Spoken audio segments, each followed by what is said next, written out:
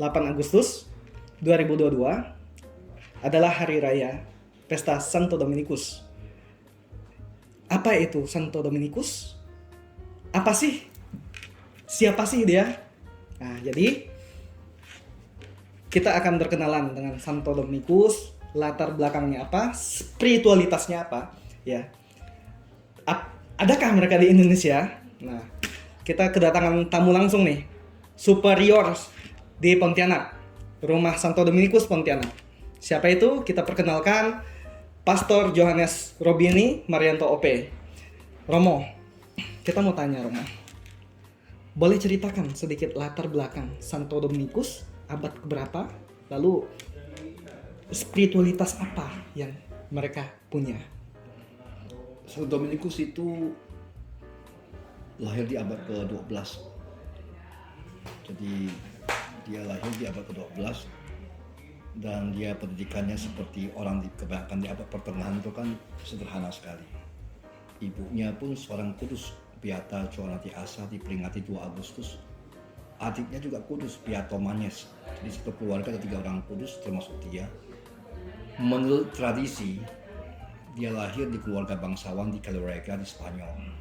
Nah, pada saat ibunya mengandung dia, ibunya bermimpi bahwa melihat seekor anjing menggigit obor, berlari di tempat yang gelap, dan obor itu menerangi semua lingkungan sekitarnya. Maka kalau lihat patung Santo Dominikus selalu ada anjing yang menggigit obor, itu adalah simbol bagaimana cerita tradisi bahwa ibunya waktu mengandung beliau itu ada suatu, katakanlah, pesan profetik, pesan kenabian bahwa suatu hari ini anak akan menerangi dunia dengan obor, terutama pengajarannya, pewartaannya. Dia lahir di keluarga bangsawan di Calorega di Spanyol. Saya sendiri pernah ke sana. Dan ya, seperti kebanyakan keluarga zaman itu ya sederhana, ya kan. Jadi Felix, nama anak ayahnya, punya ladang yang luas. Seperti kita di sini lah, mungkin berhektar-hektar lah, ya kan.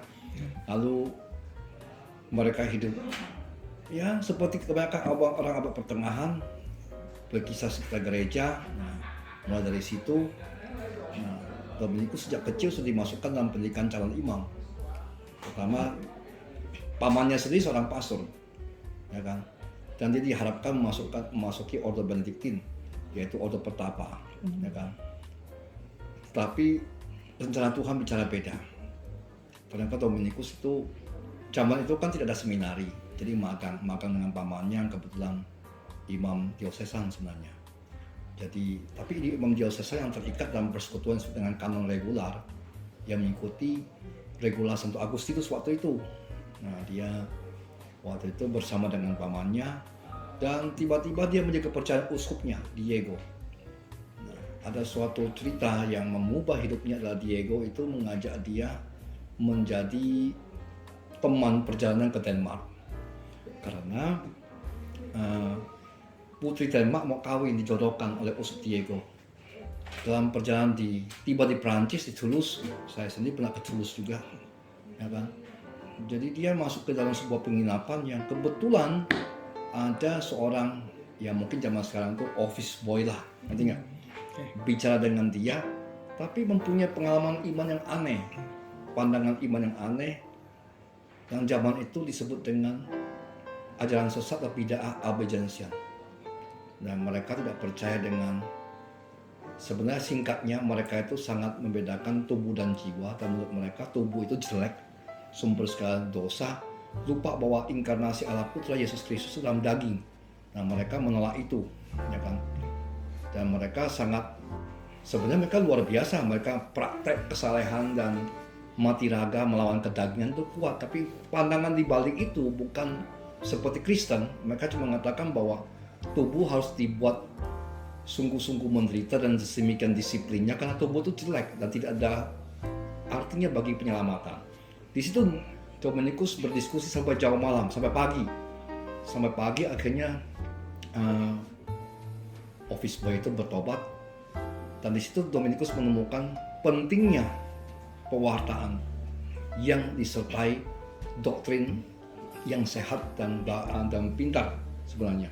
Benar-benar harus penguasaan doktrin gereja dan pewartaan bukan hanya soal ngomong saja, tapi disertai dengan pendidikan yang matang dan persiapan kuliah teologi dan filsafat yang sungguh dalam.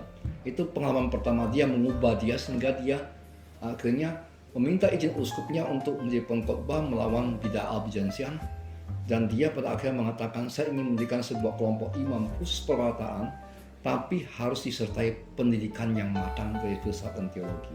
Itu sebenarnya Itu dia Dominikan. awalnya. Awal Dominikan. Boleh tahu Romo, spiritualitas apa saja yang dimiliki oleh Dominikan? Ada poin hidup apa saja yang benar-benar menjadi value dari cara hidup Dominikan ini? Yang pertama adalah bahwa Dominikan itu pewarta. Ya, pewarta yang sungguh-sungguh. Ya, dia harus berwarta, dan Dominikus menemukan di dalam Injil Matius dan juga Lukas pewarta yang berkeliling berdua-dua. Jadi man of gospel. Jadi mereka harus selalu siap untuk berpindah-pindah, baik lokasi maupun sekarang bukan lokasi saja, pemikiran pun harus berpindah. Yang harus melihat pengalaman dunia baru yang beda sekali. Ya kan? Itu pertama, pewarta yang berkeliling. Berkeliling bukan hanya soal lokasi, tapi berkeliling dalam arti bahwa kita harus terbuka dengan ide dan debat zaman sekarang, isu-isu zaman sekarang. Tidak bisa isu 60 tahun yang lalu menjadi isu sekarang. Itu pasti beda. Nah, kadang-kadang orang itu tidak bisa dengan gampangnya untuk mengikuti perkembangan zaman, bukan dalam arti menyesuaikan diri, tapi ingin menanggapi apa menjadi persoalan zaman ini. Itu lebih penting, ya kan, begitu kan? Nah, Dominikan diajar itu karena spiritualitas pertamanya adalah pewarta berkeliling, nama bahasa Inggrisnya itinerant preacher. Itinerant itu berarti seperti kita kalau naik pesawat itinerary kan, itu kan kemana-kemana, itinerant preachers, ya kan. Nah, itu pertama harus ingat, Dominikan itu adalah pewarta yang berkeliling dan tidak punya stabilitas tempat yang sangat-sangat sungguh-sungguh stabil. Kenapa? Dia harus berusaha untuk menanggapi permasalahan diskusi zaman. Diskusi tema kemanusiaan abad pertengahan dengan sekarang beda. Makanya kita, misalnya sekarang kita bicara mengenai teknologi internet yang zaman dulu nggak ada. Nah, sekarang kita harus berpikir ke arah situ. Banyak sekali isu-isu modern yang sudah berubah, dan Dominikan diminta menanggapi isu ini. Ya kan? Makanya untuk bisa menanggapi itu, spiritualitas yang kedua adalah studi. Ya, hidup intelektual itu nomor satu. Ya, makanya studi kita itu jadi imam 12 tahun. Ya, karena harus S2 selesai, lisensiat. Bahkan beberapa teman saya, adik kelas saya, mereka diminta untuk mengajukan S3 karena mereka harus menguasai ilmu teologi, ilmu filsafat Kristen tentunya, supaya bisa menjadi agen dialog dengan situasi zaman. Makanya hampir semua lulusnya lisensiat semua, ya kan, untuk bisa menjadi imam.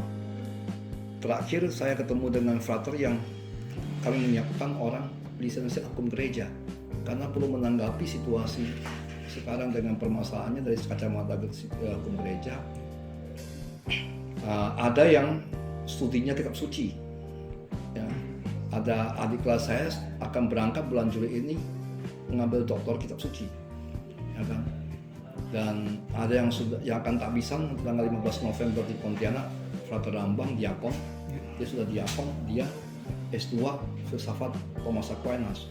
Dan saya yakin setelah itu dia, bukan saya yakin, kita perencanaannya setelah sekian beberapa tahun di sini atau di Surabaya, dia akan mengambil S3 filsafat di Angelicum, Roma. Karena sungguh-sungguh dipersiapkan formasi intelektual yang kuat untuk menanggapi situasi zaman. Maka spiritualitas kedua itu studi. Dan dalam konstitusi kami dikatakan demi studi plus pewartaan, orang boleh tidak ikut doa bersama. Demi studi. Demi studi. Jadi studi itu menjadi sorotan paling penting dalam Dominikan, ya? Ya, bukan studi demi studi, tapi studi demi pewartaan.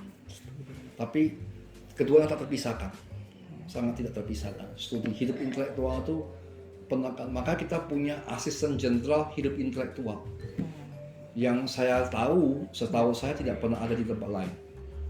Ya. Dan supaya tahu bahwa teolognya kepausan, papal theologian itu selalu Dominikan, zaman Dominikus. dari zaman Dominikus sampai saat ini. Ya, itu selalu Dominikan. Oke, baik. Romo, saya mau tanya nih. Itu adalah poin penting dari spiritualitas Dominikan ya. Kita beralih ke busana, Romo. Jadi busana yang dipakai itu kan ciri khas hitam dan putih. Apa makna dari busana yang dikenakan ini? Sebenarnya kalau yang hitam yang saya pakai itu artinya pertobatan. Tapi sebenarnya itu kerahiban. Dominikan itu semi kerahiban, semi rahib. Makanya begini kan, pakainya begini. Ya. Tapi tujuannya adalah kalau rahib itu untuk berdoa supaya lebih dalam. Kalau kami namanya supaya mengkonsentrasikan diri dalam studi hidup intelektual. Ini kan telinga ditutup, kacamata kuda ini bahasanya. Jadi membaca buku, studi ya. Namanya bahasa Inggrisnya assiduous study. Oke. Nah, jadi sebenarnya tujuannya itu. Kalau dalam makna Dominikan sendiri, memaknai warna hitam dan putih itu sebetulnya boleh dong sedikit jelaskan Romo? Dalam putih kan sebenarnya Pak, putih itu sebenarnya kan pakaian persembahan kita pada waktu baptisan. Waktu kita dibaptis kan dikasih baju putih atau kain putih. Simpanlah itu sampai kedatangan Tuhan Yesus Kristus atau kamu menghadap. Itu kan sebenarnya konsekrasi atau persembahan diri untuk semakin dalam akan rahmat baptisan. Ya kan? Nah kalau ini adalah skapulir, menurut tradisi bahwa Bunda Maria menangkapkan diri kepada Santo Dominikus untuk memakaikan bagian ini kepada jubah kita. Nah, jadi ini bukti perlindungan Santa Perawan Maria Tersuci. Makanya kita ini kalau pakai rosario, kenapa? Karena Dominikan menurut sejarah Dominikan adalah ordo pertama yang banyak mendedikasikan untuk penyebaran rosario. Ordo pertama ya. Ya. Begini Romo. Kita tahu bahwa Dominikan ini itu awalnya itu ya dari Santo Dominikus ya di Roma ya. Enggak, di Spanyol. Di Spanyol ya. Oke.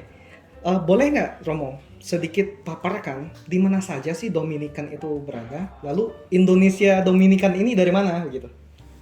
Kalau saya tuh susah karena ada puluhan provinsi. Oke. Ya. Puluhan provinsi di seluruh dunia. Contoh di Asia saja provinsi yang besar itu Vietnam, Filipina. Oh banyak, ada Pakistan ya? Ada Pakistan, ada India, ya, ada juga di Burma. Jadi kalau tanya 40-an provinsi digabung menjadi 50-80-an lah dengan vice provinsi dengan vikariat itu bahasanya. Itu 60-an sampai 80-an. Kalau Indonesia sendiri? Indonesia sendiri diserahkan oleh jenderal tahun 82 di kapital umum Meksiko kepada Filipina bersama dengan Sri Lanka. Jadi kita ini satu dengan Sri Lanka di bawah misi Filipina, provinsi Filipina sebenarnya. Dari tahun 82. Ya. Tetapi baru mulai karena susah mencari orang waktu itu. Ya. Baru mulai misi ini tahun mungkin 30 tahun yang lalu. Di Indonesia sendiri? Enggak, kita dibawa ke Filipina untuk belajar. Jadi pendidikan kita semua di Filipina. Romo, kalau di Indonesia sendiri base Dominikannya, rumah Dominikannya? Ada 2 rumah di Indonesia, di Surabaya, rumah Santo Thomas Aquinas, dan di sini rumah Santo Dominikus. Jadi 2 tempat dengan base yang berbeda. Kalau di sini kan tidak ada paroki, kalau di sana kan langsung di paroki Redemptor Mundi Surabaya. Kan begitu. Sedikit tentang pewartaan yang dimanifestasikan lewat karya Dominikan itu baik secara dunia dan lokal di sini. Boleh tahu nggak inti dari pelayanan mereka itu di mana? Tahun 77 Dominikan menegaskan ada 4 prioritas pewartaan. Yang pertama adalah refleksi teologi. Studi teologi yang mendalam untuk masuk dalam debat dalam dunia sekuler dan juga bagaimana harus kita riset dalam teologi. Itu yang pertama, termasuk hubungan antar agama. Ya, tema dialog itu sangat penting dalam Ordo Dominikan. Yang kedua adalah justice and peace. Ya, kita sendiri punya permanent perwakilan permanen di Geneva, yaitu penghargaan daripada dunia internasional kepada perjuangan Dominikan di abad ke-16-17 di daerah Latin Amerika yang dimulai dengan Bartolomé de las Casas dan Montesino. Teman-teman kan tahu Montesino itu bapak hukum internasional, tapi sebenarnya dia Dominikan. Nah, dia pertama membela Indios, orang India. Makanya patung Montesino ada di PBB. Semangat PBB adalah hukum internasional dan mereka mengambil Montesino sebagai patron mereka. Makanya atas perjuangan seperti itu dan sebagai bapak hukum internasional, Dominikan dianugerahi permanenship atau kursi delegasi tetap di hak asasi manusia PBB di Geneva. Maka kita punya duta besar di PBB, itu Justice and Peace. Termasuk masalah misalnya teologi pembebasan, Gustavo Gutierrez ada Dominikan. Banyak sekali yang terlibat di Brasil segala macam ikut berbicara mengenai orang miskin di sana, pembela orang miskin termasuk di Amazon. Ya kan? Saya ketemu beberapa orang di sana, di Meksiko juga ada Peru, Venezuela, ya kan? Jadi kalau tanya saya, termasuk Argentina, ya, Uskup Agung Argentina pengganti Paus Franciscus adalah mantan Master Jenderal saya, Carlos Aspiros. Jadi cukup kuat provinsi Argentina. Jadi kalau ditanya saya, kadang pun saya hafal. Ya, termasuk misalnya saya ketemu, kalau saya ke Eropa, saya ketemu teman-teman muda di Latvia, di Lithuania, Ukraina. Nah, Ukraina ada 2 biara besar yang kemarin mereka nulis surat bahwa mereka mengalami kesulitan ketika terjadi perang juga, Ukraina. Jadi Kroasia ada juga. Jadi kalau tanya saya nggak bisa hafal. Baik. Lalu yang ketiga ada tema media massa, mass media. Mass media itu sangat penting. Nah, mass media itu sungguh-sungguh ya zaman sekarang, tahun 2007 mereka sudah mengatakannya bahwa perlu ke arah mass media, termasuk internet. Yang keempat adalah evangelisasi tentunya, pewartaan, ya kan, terutama di daerah yang dulunya Kristen tapi tidak Kristen lagi, Eropa. Reevangelisasi dunia Eropa yang sudah sangat sekuler. Sebenarnya waktu itu tahun 77 dikatakan demikian. Baik, Romo, sebagai closing statement, Romo. Jadi apa pesan Santo Dominikus untuk para pengikutnya? Silakan. Pesan yang sungguh-sungguh adalah selalu menjadi pewarta, mewartakan sabda Allah di setiap zaman yang sesuai dengan konteks setiap zaman. Menurut saya itu pesan yang paling utama, di mana selalu kontekstual. Dominikan punya tradisi 800 tahun, ya. Jadi ketika awal Eropa dia ikut membangun situasi urban saat itu sehingga tercipta begitu kuat di Bologna dan di Paris. Supaya tahu, Santo Dominikus ketika meninggal dia memesan begini kepada semua pastornya, pergilah ke kota. Jadi kami nggak disuruh ke desa ya. Pergilah ke kota, belajarlah di sana, dirikanlah biara, rekrutlah panggilan, dan berkhotbahlah di sana. Itu pesan Dominikus. Jadi dia minta kita itu sungguh-sungguh serius dalam pembangunan pewartaan, penginjilan yang sesuai dengan konteks. Misalnya pada waktu itu abad pertengahan bagaimana ikut membantu universitas pembangunan kultur Eropa waktu itu, dan 2 universitas besar waktu zaman sana adalah Bologna, Sekolah Hukum, dan Paris, Universitas Paris. Dominikan di situ dan memegang kursi profesor, dan akhirnya ada namanya Thomas Aquinas, Albertus Agung, segala macam kan. Nah, waktu penginjilan bangsa-bangsa abad ke-15-16 supaya tahu bahwa Christopher Columbus tinggal di biara Salamanca kami. Jadi dia membiayai dan membawa Christopher Columbus ke Raja Spanyol supaya mendapatkan uang untuk ekspedisi ke penemuan benua baru adalah Dominikan. Dan kamarnya sampai hari ini masih ada di Salamanca. Saya sendiri pernah ke sana. Christopher Columbus itu? Yes. Christopher Columbus itu dididik oleh Dominikan. Maka kamu tahu nggak, apa nama pulau pertama yang dinamai di Latin Amerika? Yang sekarang masih ada, Dominican Republic. Dominican Republic. Nah, itu negara yang sungguh-sungguh ada.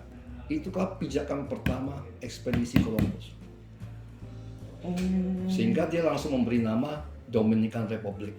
Sampai hari ini masih ada. Saya baru tahu juga ini. Nah, yaitu karena dia berhutang budi kepada Dominikan, karena Dominikan yang membawa Columbus dan ikut merencanakan bersama Columbus untuk menemukan dunia baru, yaitu Latin Amerika.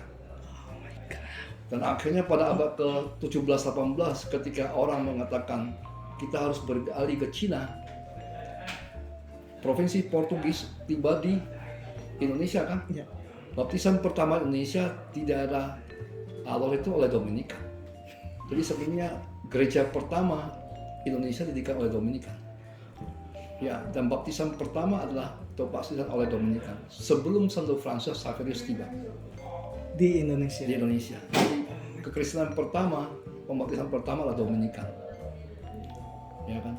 Itu di daerah Larantuka. Larantuka. Makanya seminari Larantuka namanya Santo Domingo.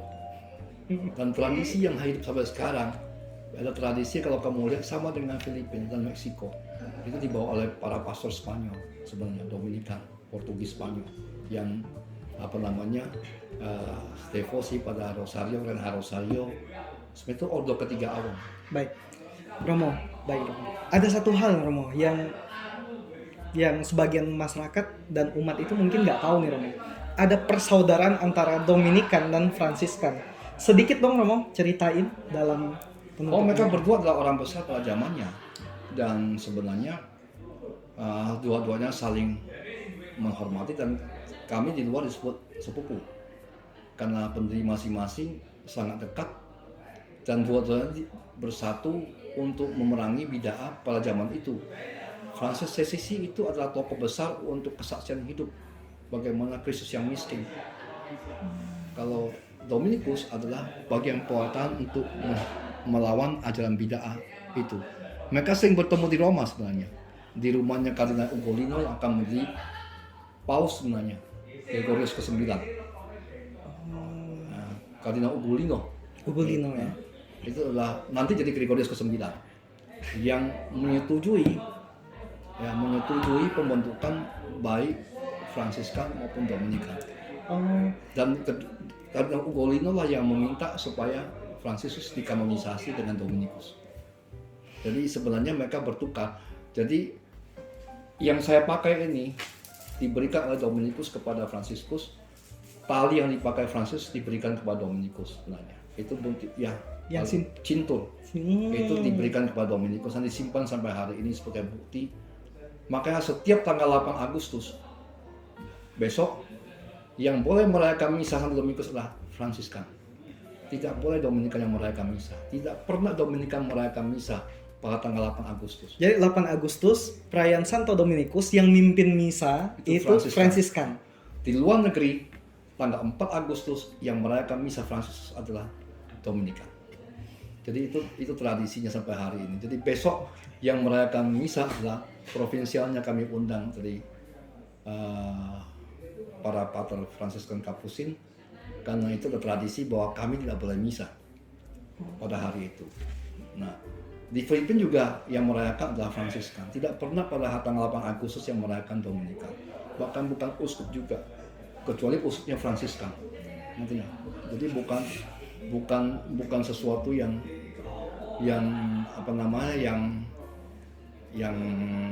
berlebihan atau apa. Kita dengan saudara Fransiskan itu sebenarnya paling dekat.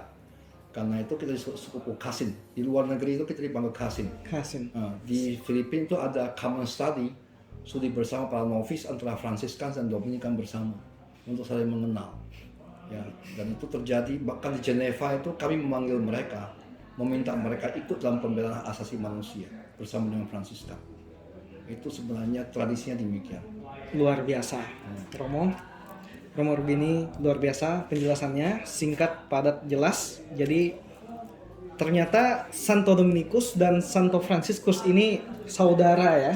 Jangankan begitu, pada hari raya Santo Fransiskus saya merayakan pesta, dan saya di dalam tradisi kami Fransiskus dimanapun gereja Dominikan ada patung Fransiskus. Bahkan di kapel saya ada patung Fransiskus. Kenapa? Fransiskus adalah Bapak Suci kami, Holy Father. Seperti mereka memanggil Dominikus Holy Father. Jadi hari raya Santo Dominikus di Fransiskan itu pesta. Hari raya Francis Assisi di Dominikan itu adalah pesta. Jadi kami manggil Fransiskus itu Our Holy Father. Oh, Holy Father. Bapak suci kami. Tidak pernah kami manggil Francis Assisi sebagai hanya Santo Francis Assisi, tidak. Maka dalam litani para kudus pasti Santo Francis dan Dominikus satu. Tidak pernah dipisah. Nah, Santo Franciscus dan Dominikus. ya karena itu adalah dua. Dan ini ada cerita bahwa Paus bermimpi pada malam hari gereja mau roboh. Tapi tiba-tiba ada dua orang yang mendorong ke atas. Siapa? Franciscus dan Dominikus mendorong naik kembali. Di mimpinya Paus. Di mimpi Paus. Nah itu sebenarnya. Maka begitu kuat sebenarnya hubungan antara Dominikan dengan Fransiskan. Makanya sebagai tanda setiap pesta hari raya Fransiskus di luar itu sebenarnya selalu Dominikan yang akan misa.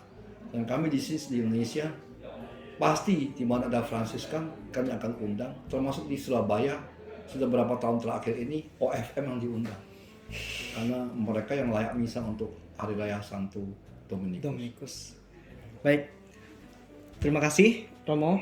Terima kasih untuk penjelasan yang sangat singkat, padat, jelas. Begitu kita tahu sejarah Dominikan dan persaudaraan Santo Fransiskus dan Dominikan. Jadi, terima kasih peserta. Terima kasih teman-teman yang sudah menyaksikan channel ini. Jangan lupa ikuti kami dalam wawancara berikutnya, series berikutnya tentang Dominikan. Mungkin setelah video ini, ke depan kita akan buat series tentang Dominikan juga ya? Boleh ya? Penting. Bahkan kita akan bicara mengenai, mungkin terakhir saya juga, orang selalu berpikir bahwa Dominikan dengan Yesus itu saling bertentangan. Salah. Dengan Yesuit. Yesuit ya?